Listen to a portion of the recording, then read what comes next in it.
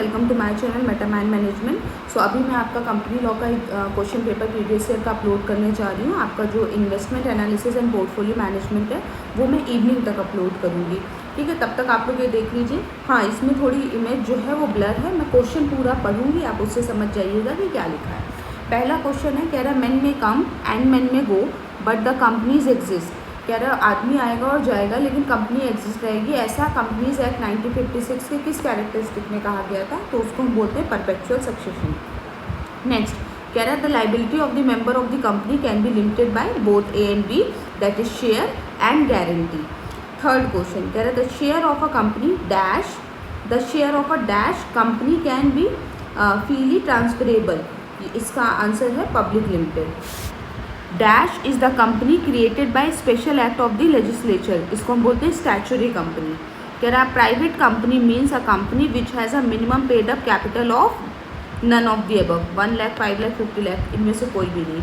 कह रहा company can not be treated as a citizen that it has its domicile, ठीक, तब तक वो नहीं ट्रीट करी जाएगी एज अ सिटीजन। नेक्स्ट कह रहा है dash can not give invitation to the public to subscribe for any shares in or debentures of the company, private company।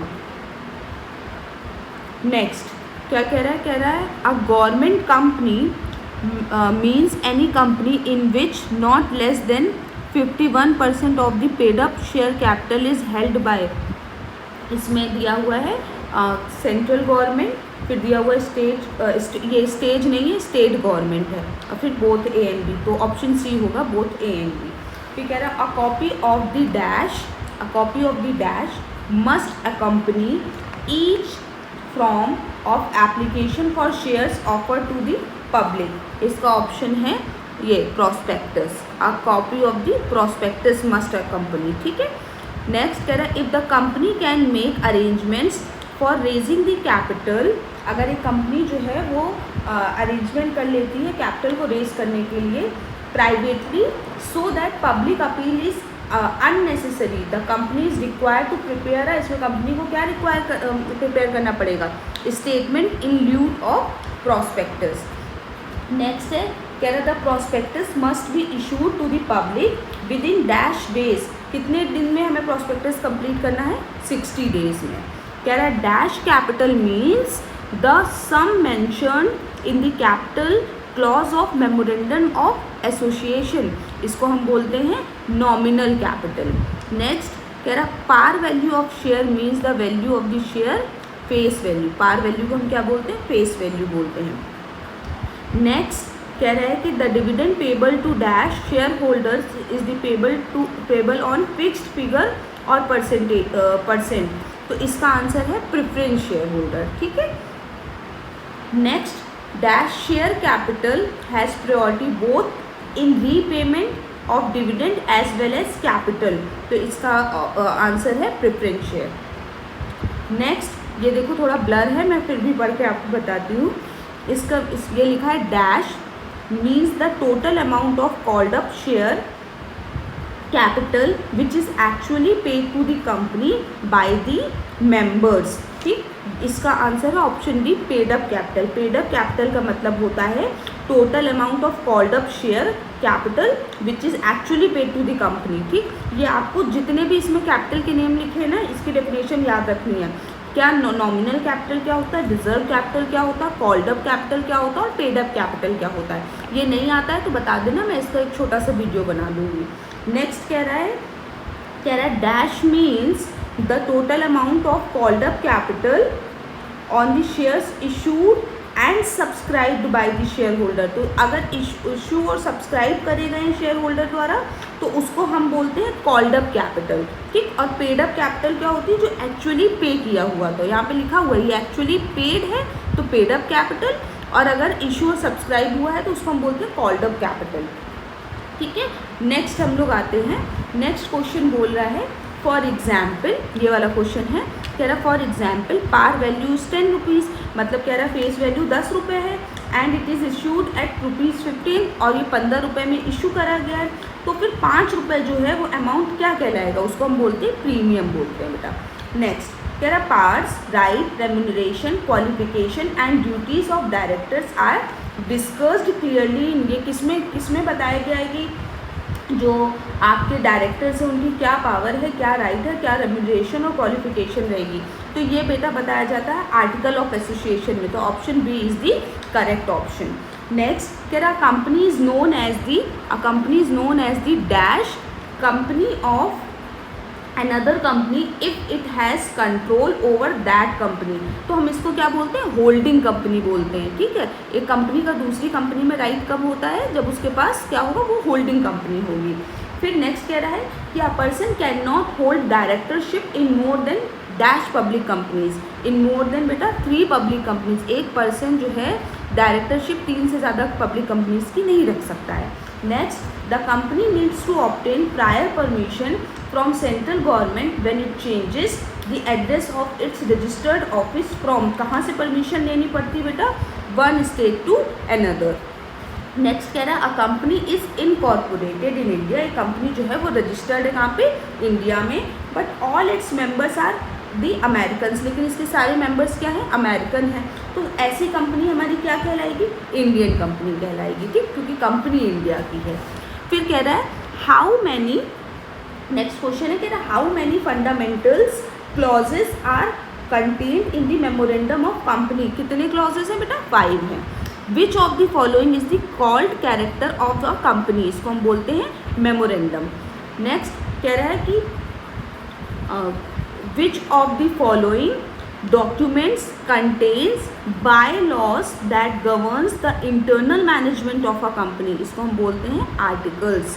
Next कह रहा है मेमोरेंडम एंड आर्टिकल्स, ये डिफरेंस ज़रूर याद कर लेना, क्या मेमोरेंडम होता है, क्या आर्टिकल्स होता है। आप बोलोगे तो मैं इनकी जो इंपॉर्टेंट पॉइंट्स होंगे उनकी डेफिनेशंस आपको बता दूंगी। ठीक है, कह रहा है कि मेमोरेंडम और आर्टिकल एक कंपनी के क्या होते हैं, प्राइवेट डॉक्यूमेंट होते हैं। कह रहा है acts done by a company beyond its पार, अगर कंपनी के बियॉन्ड पार के कोई एक्ट किया गया है तो हम उसको क्या बोलते हैं, उसको हम बोलते हैं ultra vires, ultra ULTRA, ultra VIRES vires. Next कह रहा है the benefits of the doctrine of indoor management is available only to the outsiders. ठीक, कह रहा है company is known as the dash company of another company if it has control over that other company. तो अभी हम लोग ने same question करा, इसको होल्डिंग बोलते हैं। A person can not hold directorship, अभी करा 3, देखो रिपीट हुए हैं क्वेश्चन। कह रहा private company prohibits any invitation or acceptance of deposits from person other than directors. Next कह रहा the company needs to obtain prior permission from central government when it changes the address of its registered office. अब भी हम लोग ने same question करा, one state to another. देखिए कितने क्वेश्चन ही रिपीट हो रहे हैं बेटा। फिर कह रहा है registration of articles of association is compulsory for which of the following company, all of the above. ठीक, अनलिमिटेड कंपनीज, फिर companies limited by guarantee, private companies limited by share. Next question कह रहा है which of the following is the necessary condition in case of the articles of a company, कौन सी necessary condition है, तो इसकी option C, be signed by each subscriber of the memorandum. Next question 86 कह रहा है as per section 284 shares mean share in the share of share capital of a company and includes, तो इसको हम बोलेंगे प्रेफरेंस शेयर। नेक्स्ट कह रहा a company which has paid up share capital of 5 crores or more shall have a whole time, इसमें क्या होगा, whole time हमें मैनेजिंग डायरेक्टर चाहिए होगा। फिर क्या कह रहा है, कह रहा है सेक्शन 43 जो है वो आपका क्या प्रोवाइड करता है, तो सेक्शन 43 बताता है issued of share at premium. Notice, next question है notice of right offer shall be dispatch to all the share holder at least dash days before, कितने दिन पहले नोटिस जाना चाहिए, वो 10 डेज पहले नोटिस जाना चाहिए।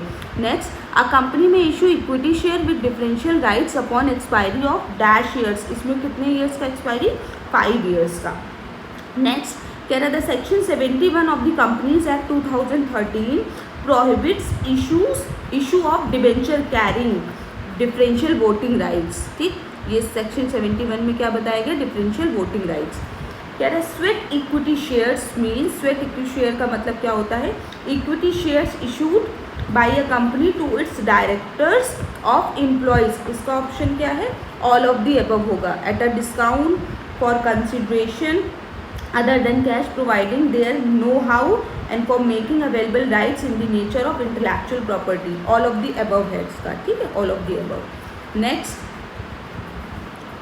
कह रहा है बेटा securities premium can not be utilise towards, इसका राइट ऑप्शन है राइटिंग ऑफ द एक्सपेंसेस और कमीशंस पेड. नेक्स्ट कह रहा है every share certificate shall be in, किस फॉर्म में होना चाहिए, फॉर्म नंबर SH1, ठीक, फॉर्म नंबर SH1, ठीक.